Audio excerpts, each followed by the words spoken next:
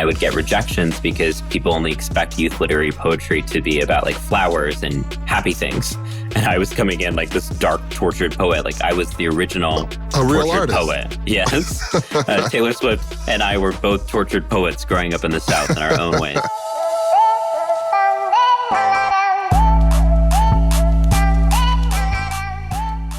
Welcome to this week's episode of the Why Not Me podcast with me, Mike Jackson. This week, our guest is ALOK. They are a comic, a writer, a clothing designer, but most importantly, an advocate. And we talk about some incredible things from journey from College Station, Texas, all the way to present day. I don't want to talk too much more about it. I want you guys to sit back and listen to this incredible conversation. So let's get it. Why Not Me with Mike Jackson with our guest today, ALOK. Thank you so much for joining me on the Why Not Me podcast. Very excited to chat with you. Thanks for having me. So let's jump in. July 1st, 1991, College Station, Texas. Birth. That's your birthday? Allegedly, yes. Allegedly. Rumor has it. Cancer. I'm a water sign. I'm a Pisces. My daughter is July 7th. And, wow. And we actually are based out of Austin, Texas. Oh, wow. So let's just jump in with, what we like to do is talk about origin story and where you're from in that environment. So let's talk a little bit about Texas, being a person of color. I'm fascinated to hear your story about that because, I'm raising 3 biracial kids in Texas. And I've already seen and heard things. So I'm just curious, what was your experience like growing up in College Station? Now I feel a lot of gratitude because it was training grounds for self-esteem, for conviction, for having a backbone, for having a lifelong reservoir of trauma to inspire the work that I do, for empathy and solidarity. If you'd asked me back then, I would have said it was gruesome, terrifying, full of existential dread, though I probably would have known the word existential dread when I was 15.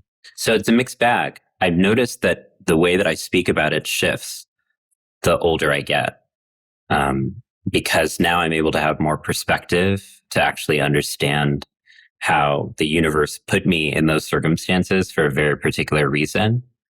There's a sense of jadedness and cynicism that I'll never have because I understand the stakes of it. So a lot of my peers who grew up in London or New York or Los Angeles, they mistake those enclaves as the entire world. Whereas for me, my best friend growing up went to a small Christian evangelical school where he double majored in Bible and business. When I came out to him as gay, because that was the only word I had at the time, he said, "We don't do that." And if you'd told me that a few years ago, I would have never spoken to you again. I had my classmates talk about how the way to get rid of gay people was through creating a separate island where all gay people could kill each other in Armageddon-style battles and everyone could just celebrate and watch. So memories like that don't just stain, they stick with you forever. They become you. And so I'm a byproduct of everything that this country needs to change and the change that this country is. And so I hold, I think, both in this very particular way inside of me. It's pretty incredible how you're able to take, for lack of trauma, adolescent trauma, and kind of cultivate that and then use it kind of as your superpower, right? Kind of like put in your toolbox of ways to deal with the world and educate. I think that's really fantastic. Because I do worry, my kids are 3, 2, and 10 months. So I'm just beginning this journey of raising kids of color in Texas and then the world. And thankfully, there's people like you that are out there in the world that have kind of learned to kind of navigate these waters and have put your stories out there to share. And I'm hoping that, if I might add, the fact that you're worried is already the protective mechanism that I didn't have. Because my parents, I think, like a lot of immigrants, were trying to buy into the myth making of this country that things are inherently better here. So therefore, we cannot complain, because to complain would be to be ungrateful about the opportunities that we have provided economically. So I never had anyone prep me about what I was going to experience, because the collective illusion, especially of my Indian community at that time, was we should be so grateful to be here. So therefore, we can't at all be critical about what we're going through. Had my parents clued me into the fact, hey, so we're kind of in ground zero of racism, and you're going to experience a lot of stuff. And I want to be a team about how we deal with this. Come to me. It's totally unacceptable for people to belittle you or degrade you or call you an animal. But there was none of those conversations were had. And I think as a young person, you worry about bringing that to your own parents because you don't want to be a burden to them. So a lot of the strategizing around my safety, my self-esteem, my dignity was done in isolation. And what I've come to understand now as an adult is that even though we can't necessarily change external conditions immediately, what we can do is create networks and ecologies of support such that when we're going through something, we can reach out to someone else and go through it together or strategize together. And I wish that that's the kind of work that had happened when I was a young person. That's fascinating to me. I mean, being a person of color, I grew up in an all white Jewish suburb. So now being a father, it's like I've already conditioned myself through my trauma in that scenario. So I think maybe that's why I look at it through the lens that I do. But it's interesting, your parents, they came here with a dream and to make money and to provide, and that's a very common tale. I never actually thought about it from that perspective, though, where it's like we're so uber focused on X that we don't have the ability to see beyond it and like foster an environment for our children, because one would think that they were going through something similar, Now they're able to open up to me about what they were going through. At the time they weren't, because, I feel so much compassion similarly for College Station, Texas, as I do for my parents, because it's like, I don't know if I could have done it different in the 90s when it was the kind of community where Indian people would come into town and then would see my dad mowing the lawn and would roll down their window and be like, is it safe for us to be here? And it was the kind of place where people didn't even know who Indian people were. So I was interchangeably Mexican, Middle Eastern, like you name a sort of wheel of fortune of races, and I was all of them. Yeah. And so in so many ways, it was just a particular time in history that there wasn't a lot of this vocabulary. There wasn't a lot of this awareness. There wasn't a lot of this community. So I have a lot of grace for them because I'm like, I can't even imagine the bravery of having to reinvent yourself as an immigrant, having to navigate customs that are not yours, having your intelligence and your degrees be belittled and doubted. And the fact that they were able to do what they did and create me, I tell them this all the time. I think they feel a lot of, not shame, maybe insecurity about like, were there things we could have done better? I'm like, yes, of course there were, but also let's focus on the amazing things that you did. You created the capacity for me to become the person I am now. So I feel like a recurring theme in everything I'll say today and in all my work is trying to hold both criticism and celebration, gratitude and grief, and to not see these things as canceling each other out. I think they're just what it means to be human, is to have to become bilingual. I think that's really a healthy perspective. And it's one that allows you to actually continue to grow with your parents and foster even more substantial relationships. So that's really beautiful that you have that perspective and allowed yourself to have that perspective. Because a lot of kids in your situation, similar to mine, could grow up angry and resentful. So I applaud you for that perspective. So art is a big part of your life. I'm wondering, like, during these adolescent years, is that when you started to discover art? Like, because you were probably introverted a little bit, isolated, and was that like an escape for you at an early age? Absolutely. Yeah. For me, art was the only place that I could work through the pain of the bullying that I was going through. Because my situation, I think, is like a lot of trans kids of color across the US, which is that if you speak about the fact that you're being bullied, then you'll get bullied more because it outs you or somehow confirms that you are the thing that your bullies are saying that you are. And so I didn't really have any space to figure out who I was in my own terms before people started to tell me who I was through slurs. So slurs were the first words that I had to describe what I was, which isn't really kind because then what you are is only known as something that's bad or wrong. And so I was trying to, on the one hand, maintain the good graces of my peers while also questioning my own identity and also having to experience like really spectacular scenes of humiliation. And so the only place that I could go was not my parents, not a counselor at school, but was my art practice. So I started to do graphic design. I started to like make collages and mixed media images. I started to write poetry. At the time, I didn't understand it as poetry. I was just writing my feelings.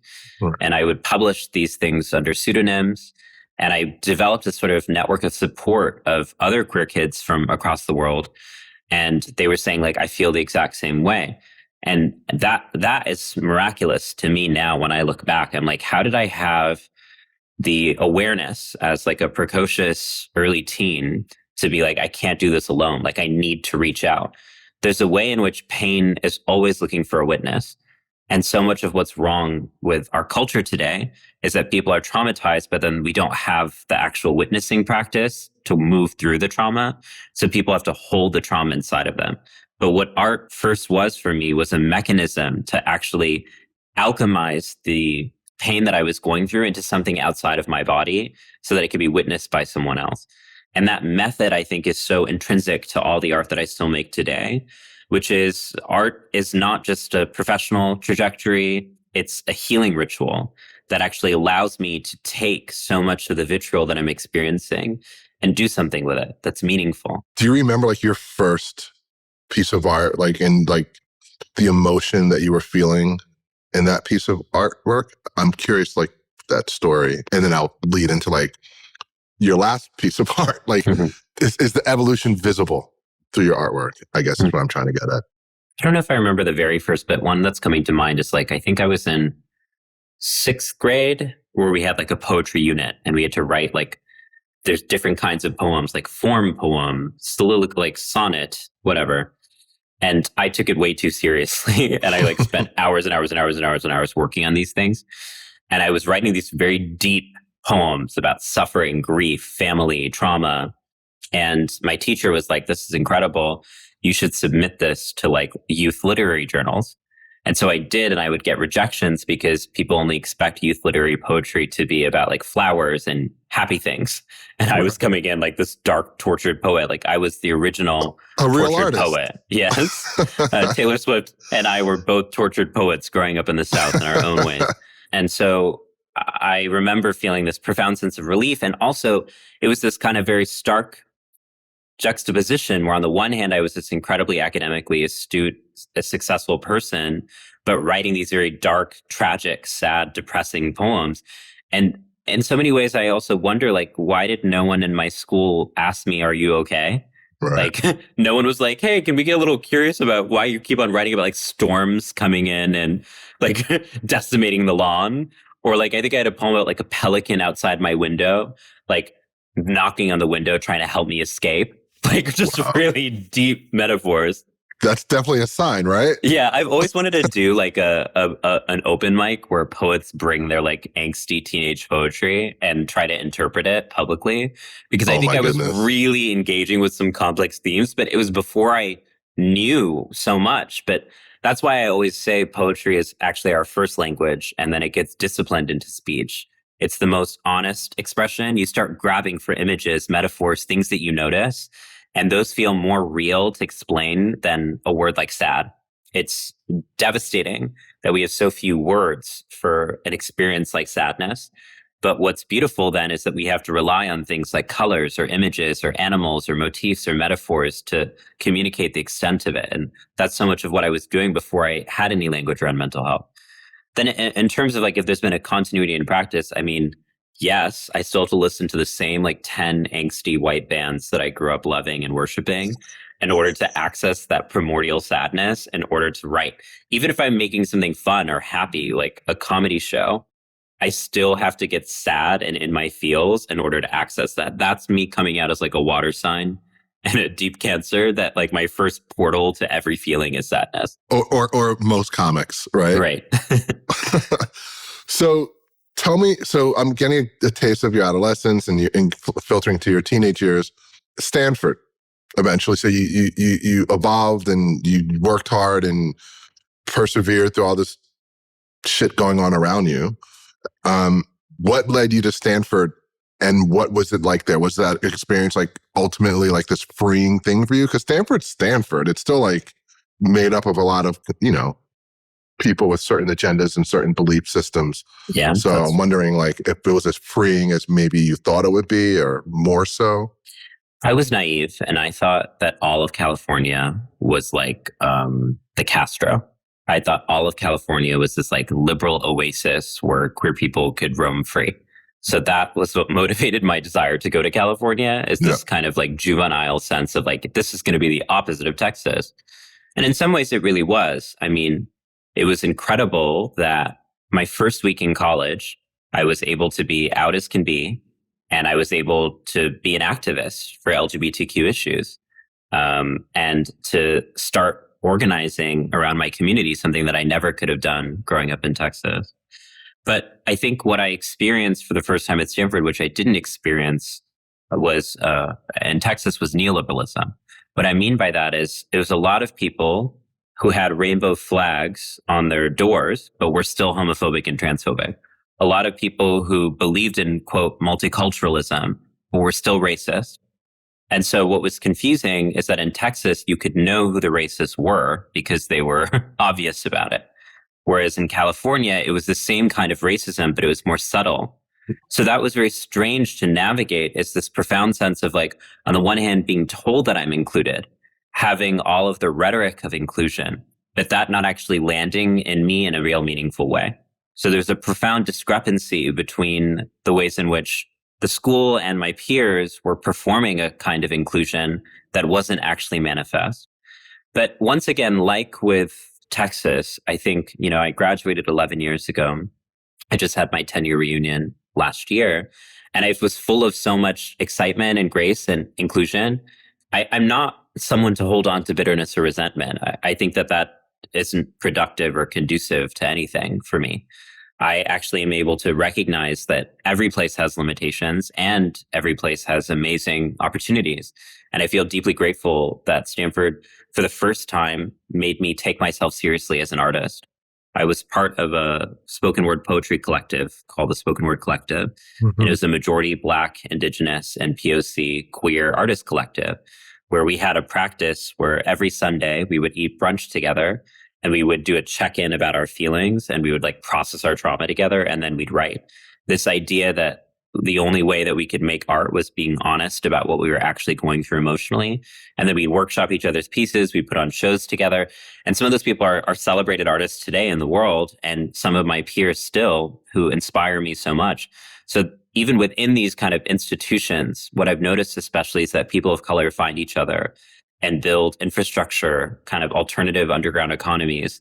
And that's the part of Stanford that I love so much, is that I met people who really gave me permission, I think for the first time, to take my art seriously. I love that. And again, it's you figuring out your surroundings and your environment and how to like kind of make it work for yourself. I think that, again, is a key lesson for everyone. This show's called Why Not Me? And it's always about why not me moments and pivoting and leveling up or leveling the playing field, whatever that thing is. So again, you're why not me personified. And which is going to lead me to my next question, which is, when did you discover comedy? Because, I know a lot of comics, and comics come in every shape, size, and color. But I feel like you're one of a kind in the comedy space. So people don't really see you coming. So how did you find it? And how has the industry treated you thus far? Let's get into it. Being an outlier. Yeah. I learned comedy the place that it should be learned, not in clubs, but on the street.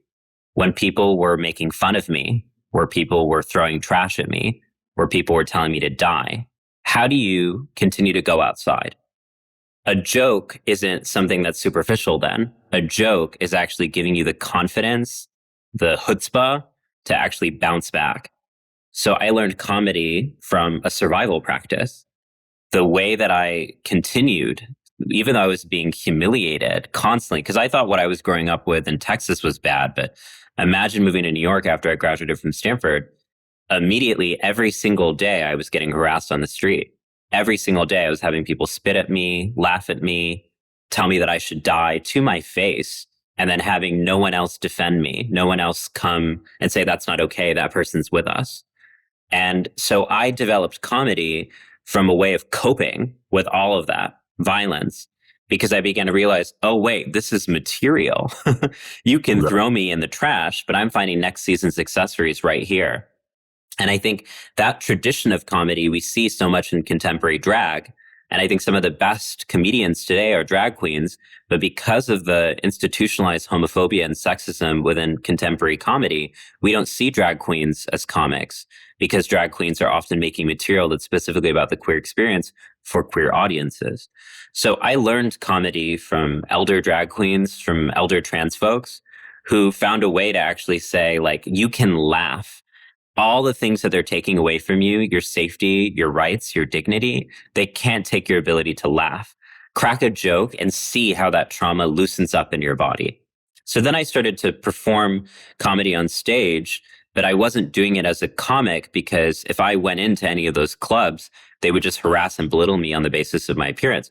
So I built my own base and my own following for kind of a hybrid art form of poetry, comedy, performance. I mean, being in New York, you can say things like, I'm a performance artist, and people actually understand. Elsewhere across the world, I think they're like, what does that mean? But Yeah. what it means is anything goes. You just, if you need to sing, if you need to spin around, whatever you need to do to communicate your message.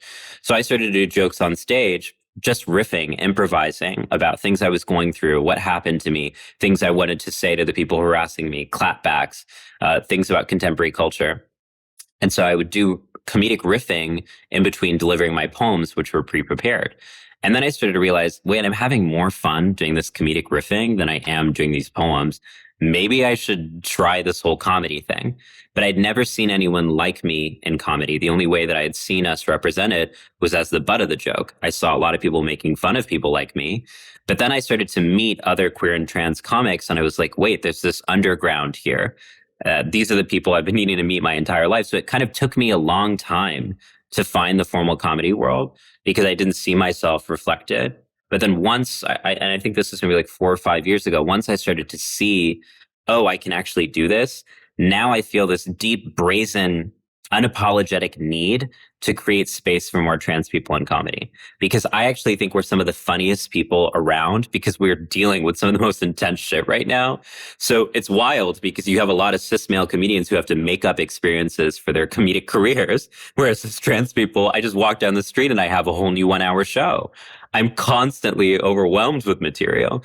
And what I've noticed is that it's so healing to create spaces for my community to laugh. There's so much pain that we're going through, but I just did a show in North Carolina a week ago. And it was so Wow. amazing to have an entire crowd of 500 people smiling and laughing despite everything that's happening in a state like North Carolina. And now I started to realize, oh, the reason that comedy has been gatekept from our communities is because it actually does something. It becomes powerful when we're doing it. What I'm able to do on stage is to actually get people to recognize biases that they didn't know that they had. I'm able to give a masterclass on how the reason that they're hating me is because they're hating themselves. I'm able to actually teach people in a way that's entertaining and keeps them coming back. So of course they don't want trans people in comedy, because when we get access to it, we're actually doing something with the art form that's beyond entertainment. And in terms of how my experiences have been in the industry, it's been really hard because what I've noticed is that so many people are constantly sleeping on my talent. I have to work 10 times harder than so many of my peers in order to get the same level of recognition. And it's because people just physically don't want to look at me. The first comments people often have on my videos is my appearance or what I'm wearing. We're in comedy. This is not a modeling contract. You would think that people would care about my ideas or my jokes, but instead it's always about my appearance. And that's so frustrating because so much of the reason I'm an artist is because I want to be taken seriously for my ideas and my imagination. But oftentimes I'm just reduced to my body, the spectacle of my appearance. And then people will say things to me, well, maybe you should just tone it down in order to be taken seriously, which I'm like, actually, the entire message of my comedy is freedom. Why would I have to wear a button down shirt and jeans in order to preach freedom? That's kind of embarrassing. And So offensive. yeah. So what I've really struggled with is that it's really, people really want to congratulate you for being a trailblazer, but it's actually a profoundly lonely, isolating, and humiliating process of having to constantly prove your worth, even though that you know it. You have to constantly take hits and microaggressions to your sense of self-esteem, even though you have all the data. What I think people didn't understand is I can sell out. I've toured in over 43 countries and I can sell out shows all across the world, and people still think that I'm an underground artist. And that's where the bias lives. is that what they're actually saying is because I've not seen someone who looks like you, I'm going to think that you don't have mainstream appeal. But the reason I don't have mainstream appeal is because you're not investing in me and you're not curating me. So it becomes a self-fulfilling prophecy. We didn't consent to being underground. We were buried there forcibly. So what I've had to constantly have to do in my career is to prove people wrong. And that's irritating. I just want to be given the benefit of the doubt. That totally makes sense. So then you just did Netflix as a joke, correct? It's pretty mainstream comedy. I mean, Chris Rock does stuff there. Like everyone, Whitney does stuff there. Like everyone's doing stuff there. When you're in that environment, surrounded by a bunch of the other comedians, and I mean, you alluded to it a little bit, but is there a part of you that feels this is working? Like my messaging is working. I am being seen. I am being heard because of this acknowledgement from Netflix? Or is that just like, you know what I mean? Like, what does that feel like for you when those calls come in? Yes, it's really meaningful and very special. And I feel very grateful. And it is working for sure. I just, what I'm pointing to is, and this is what an exercise that I ask everyone to always do, is would I be having this reaction if this person was cis? Notice the double standard there. And so, for example, some of the feedback I often get is, if you want to make it in comedy, then you need to just focus on comedy. Everything else that you're doing needs to go under the wind. I said, okay, that's very cute. Do you know I'm from a state of called Texas? You might have heard it. Pretty soon it's going to be illegal for me to pee in my own home state. So it's like, okay, when I'm visiting my mom, when I come home, sorry, I'm just going to hold my bladder for the next 2 weeks. So how dare you say that I can't speak about what's happening in the world and advocate for my community because that detracts from my ability to show up as a comic? Would you apply that same standard to a cis person? So I've always had to be multidisciplinary in my work because of the nature of what I'm up against. So I can sit up here and say, it's amazing that I can tour in 42 countries. And I can be very honest with you, my safety is in jeopardy in every single place that I go to. I imagine. Oftentimes in the places that I'm performing, even in the US South, I can't look like this on the way to my gig. I only can get ready when I'm at the comedy club or at the performance center.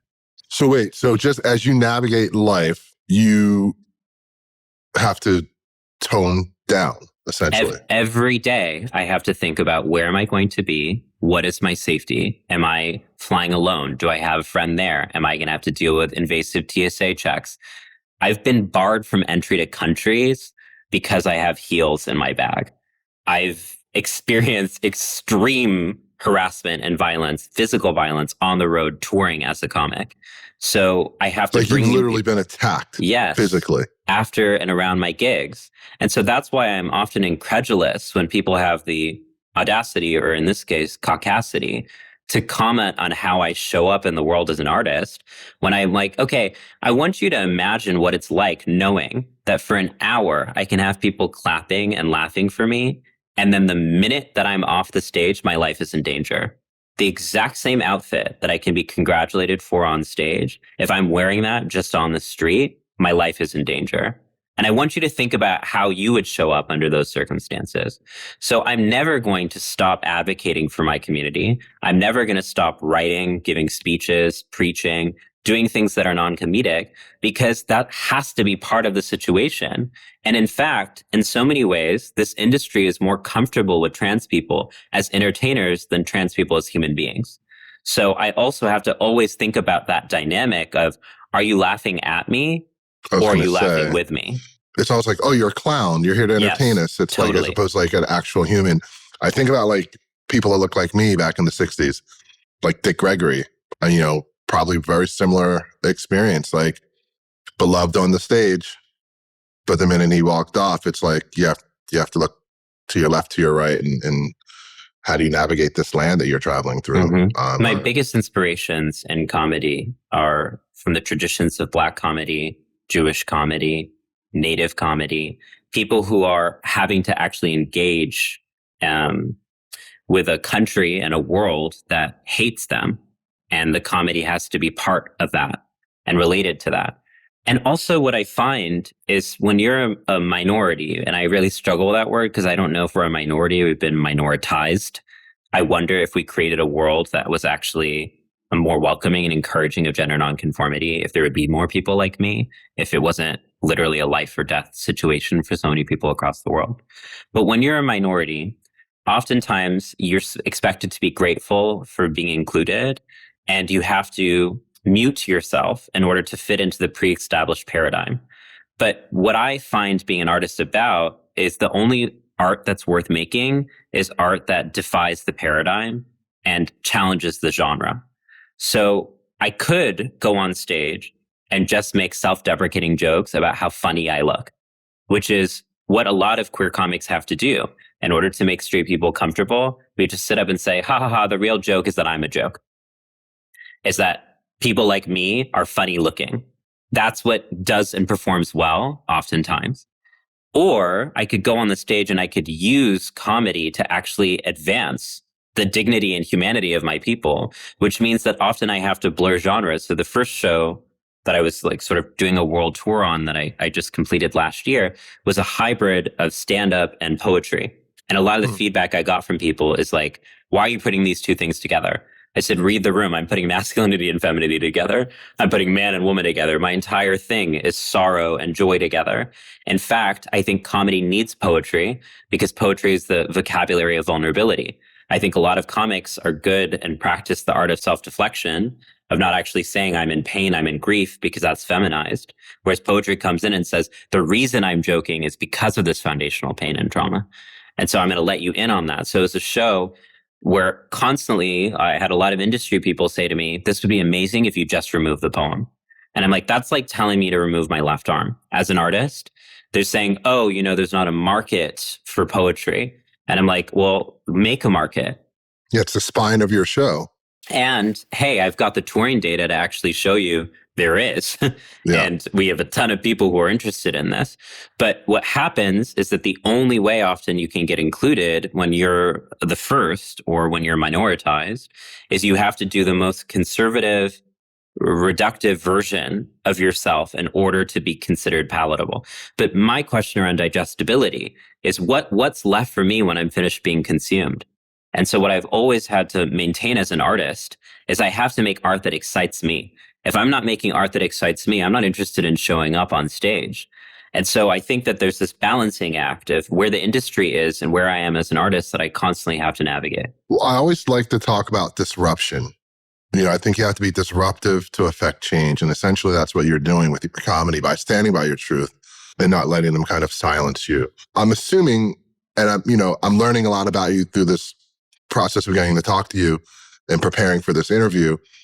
But you've written some pretty incredible books as well that I would call them disruptive in a good way. Tell me about this Why Not Me moment and leaning into being an author and the importance of that platform for you today as an artist. Writing is an incredible spiritual practice for me where I often learn things about myself. And not often, always. Every time I'm writing, I cry because I'm seeing truth in its most distilled and pure form. And writing is so meaningful to me because for so long, people have not listened to what I'm saying because of what I look like. But writing is a way to reach people and actually not have to have the labor of being a body. And so many of my favorite writers are women who wrote literature because no one was listening to them.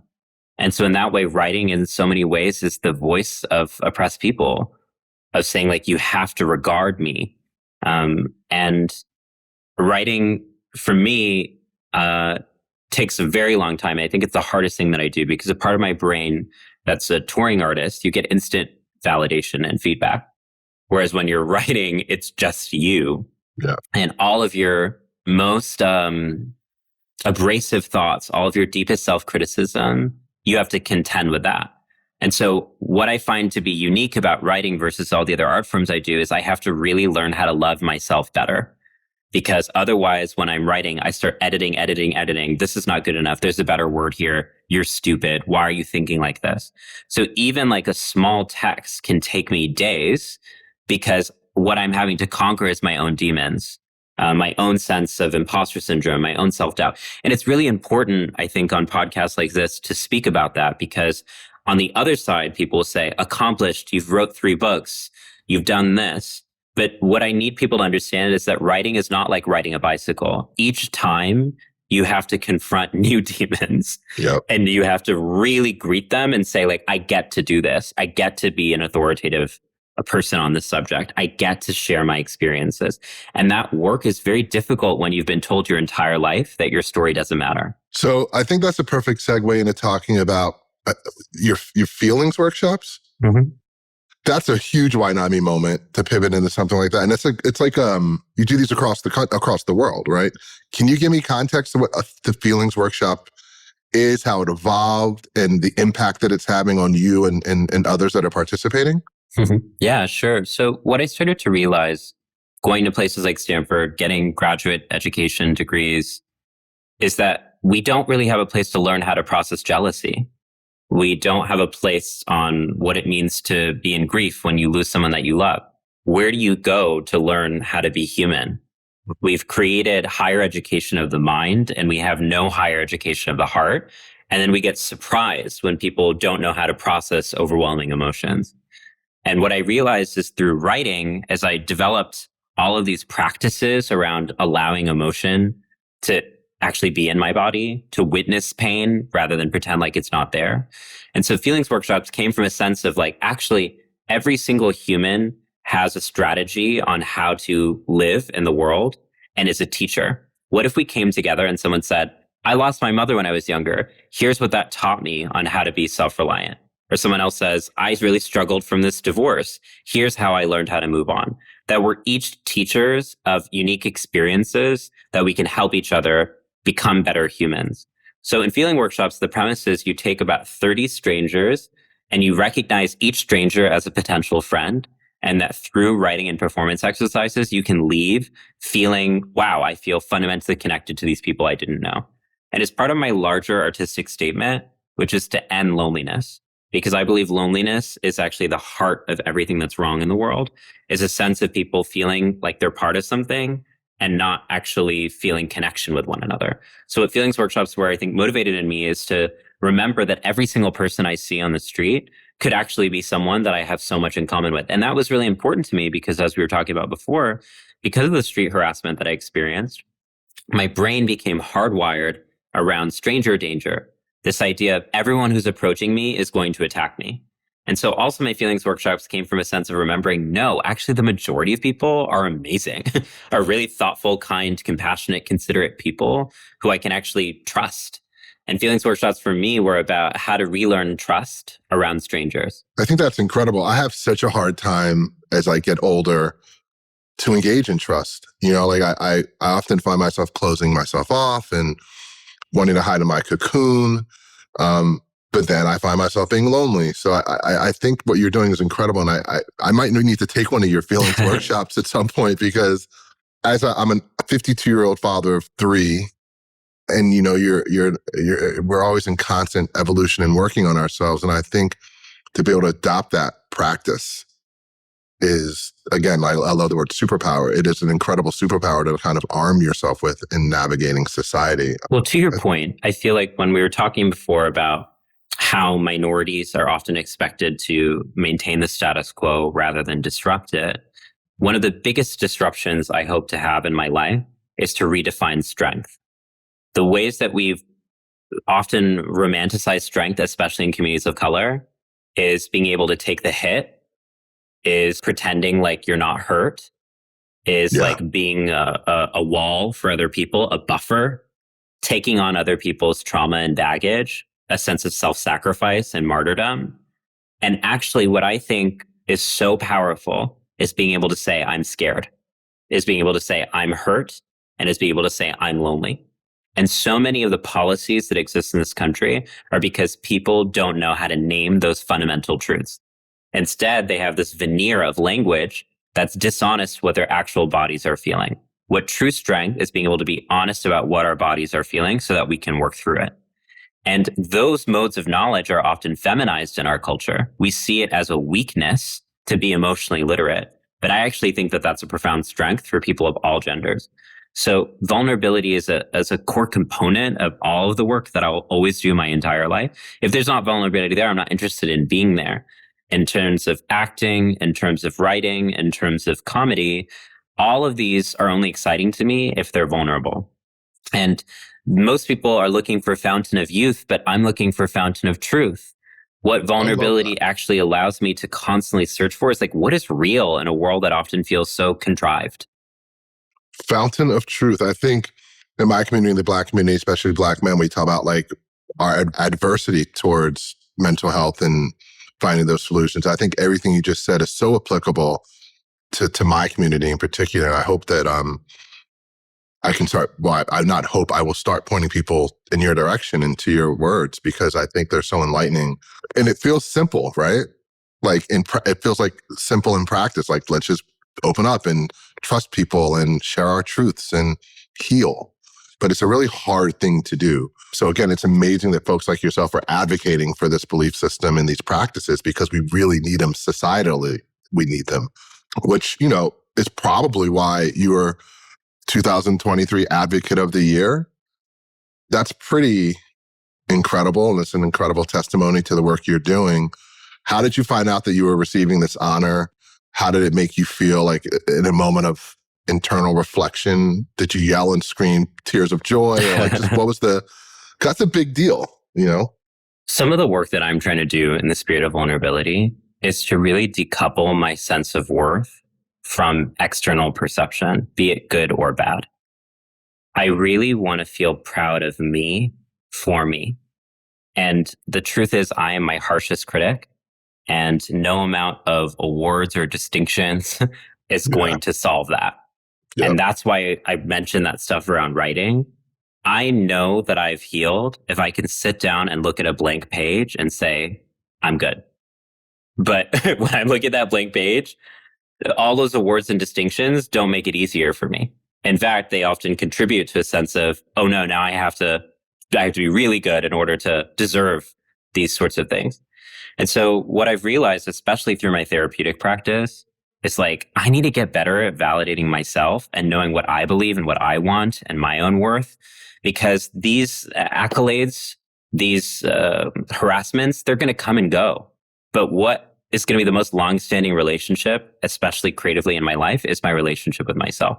So I want to be able to confer those kinds of awards to me. I'm not there yet. I think I still struggle a lot with insecurity, with imposter syndrome, with nervousness.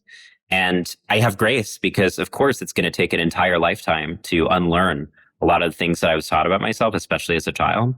But I guess this is my way of saying, like, yes, I'm very grateful for all these acknowledgments. And alongside it, the things that matter the most are often the things that there's no certificate for, that there's no public acknowledgement for. I think about the idea of an honorary degree, like that's so special. But what if we gave ourselves honorary degrees for healing? What that would look like is, wow, I'm on the phone with my mom and I'm noticing a lot of rage come up in me. And instead of being rageful, I'm going to say, hey, mom, can I call you back tomorrow? I'm going to give myself an honorary degree for that, because that's actually harder than a lot of this other stuff that people will laud you for. So I think, especially as an artist, what I've realized is like the most difficult work is also the most invisible work. And it's the stuff that there's never going to be public recognition for. Well, you're giving yourself grace by doing that. And that's a really interesting approach, which leads me to my next question. You probably answered it already, but maybe we can like encapsulate it in a way, which is, what's your number one piece of advice for anyone who's afraid to be 100% themselves? Take inventory of the cost of not being yourself and realize that actually your current condition is worse than anything that could happen if you lived your truth.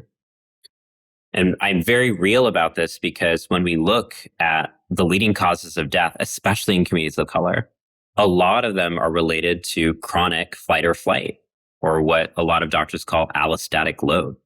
Our bodies, whenever we're betraying them, are protesting through illness and through a lot of conditions that are deleterious to our health. And so what I had to really realize is I thought that I was protecting myself by remaining in a cocoon or being closeted. But actually that was having a negative impact on my body, which manifested as really intense physical symptoms. Yep. And then when I started to actually express myself, my truth, my vulnerability, what I felt, that's where the healing kind of came from. I love that. So now we're going to pivot and have a little fun. I just asked some fun random questions. And do you have any Hollywood crushes? Wow. Yes, of course. Let's go. Currently crushing on Pedro Pascal, and I am not afraid to say that. He is a stud. Yeah. What's the best or most favorite pickup line you've ever used or that's ever been used on goodness. I don't remember exactly what it said, but I was working at a library and someone like left me a note in a book that was on my desk. That was something about like studying sucks, but it would be less hard if we were doing it together or something. And as a bookworm, I felt so seen and excited because the ideal first date for me is we're just working on our own things together next to each other. That's so romantic to me. What? My true love in the world. No dinner, no candlelight. I mean, that can happen later on. Okay. But if you're going to be compatible with me in any dynamic, you have to know that my number one love in the world is my art. So you're going to have to compete with my number one partner already. And if you can show me that you can like come and sit next to me as I'm like sitting there writing or working on something, that's where we're going to be compatible. So that's your love languages. I talk to my wife about this a lot. A lot of couples do, I think. Sitting in silence, but together.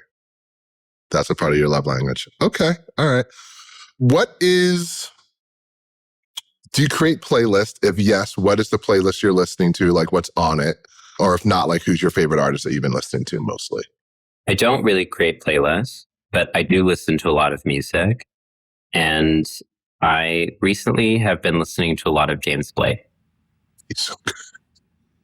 He's so good. His voice is so stellar. What's your favorite curse word? And use it. There's so many. I love them all. And they're like different forms of seasoning to every sentence. They really elevate the stakes. But fuck is just classic and timeless, really. So I try to use it as much. Yeah. So versatile. So many ways. I'm not sure if you're a hip hop head or not, but I'm curious. Kendrick or Drake? I reject all binaries. Fair enough. I'll leave that one alone. Music, comedy, art, writing. What, if it's possible to answer this, what is your favorite discipline? I don't think that's possible for me. They all give me something unique, and I feel connected to all of them.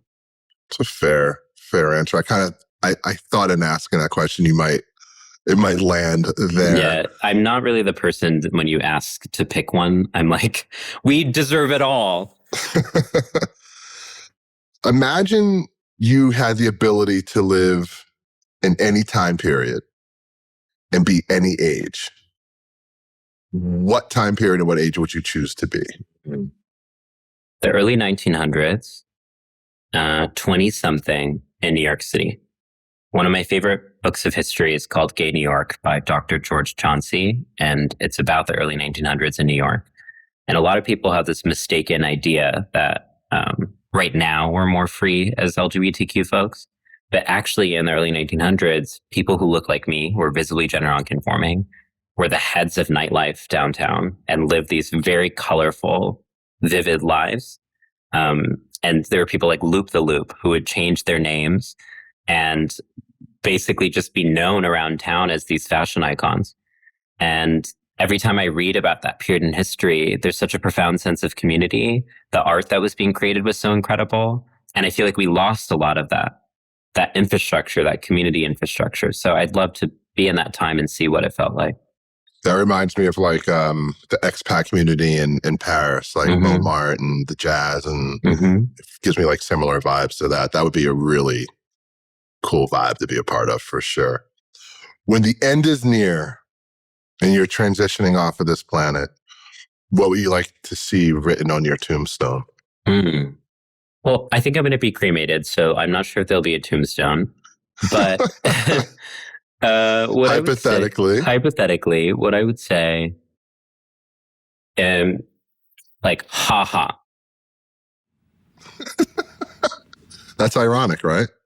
Yes, and I just feel like laughter is our highest truth in the world because all of this is absurd because we're all going to die. So every time someone's racist or bigoted, I'm like, you realize that you're going to die too. Like all of this is a waste of time. You're going to waste your precious time on earth hating other people when you're going to die too. And once I remember that like I'm going to die and therefore every single day I should be having a good time, haha is the greatest truth. How easy is it for you to practice what you just said? It's getting easier. And that's a blessing. I think oftentimes in media, when people hear about trans people, they just think about us as like hapless victims going through violence. But it's also made me have to contend with the meaning of life because there's so many real threats to my life. I didn't think that I was going to live past the age of 18. That was kind of, okay, I'm on stolen time. So then in my late 20s, I had to be like, okay, by some scheme, I made I'm it. still here. What am I going to do? Right. And then I decided, oh, I have to really be here. I can't just choose my own gender. I have to choose my life and I have to take my joy seriously and I have to take my love seriously. And I zoomed in on that work and now I'm having the time of my life. And I feel genuinely so excited every single day I wake up, so excited to be the fullest and freest version of myself and to love the world. So I feel like transness in many ways was the most precious gift the universe could ever give me because it gave me so much profound insight that I feel like if I was cis, I would have only learned maybe way later on in my life. I had to like contend with very serious things from a young age. And that made me have to really ask, what's this all about? Like, why am I here on Earth? And I'm here on Earth to have a good time. I love that. One more question. It's a real curiosity of mine. I'm a Black man in America. I'm all about progressive behavior and equal rights for all. Express yourself however you want to express yourself. I often get confused with pronouns because there's a lot. Why is it, in your opinion, why is that important to have so many pronouns? That's the question. Mm-hmm. Real curiosity, because I want to understand it because I support it, but I'm often curious the scope of it. So oftentimes pronouns get dismissed as politically correct, but actually it's just about being factually correct. Like, would we call a spoon a fork? No. Mm-hmm. Would we call ALOK he? No, because that's not who ALOK is. People start caring about pronouns whenever you misgender them. So when I go up to some masculine cis dude on the street and I call them girl and she, all of a sudden they care about pronouns. What happens right now is that LGBTQ folks are so used to being seen as slurs and being seen as objects, not humans, that when we actually ask to be treated with humanity and dignity, people see it as an affront or as it's too much work or it's just political correctness. Why is our existence seen as political correctness when we've been here for thousands of years and we're going to continue to be here for thousands of years? We're not asking for any special rights or privileges. We're just asking to be treated in the exact same way that we already treat other people. That's a beautiful answer. And thank you for that explanation. And with that, I want to say thank you so much for being a guest on the Why Not Me podcast. I've learned so much about you. I admire you. I admire your journey. I admire your mission. Keep fighting the good fight. And I hope we get to meet in person one of these days. Thank you for doing this. And I'm really appreciative of the space that you're creating in culture. And I wanted to just say before we leave to any folks of color who are listening, I believe in you so much. And we're all part of something so much greater. I think it can feel really isolating and lonely to have to do this work in our silos. So these conversations are so powerful to remember that we're part of something bigger. Thank you so much. I appreciate you so much. Cheers.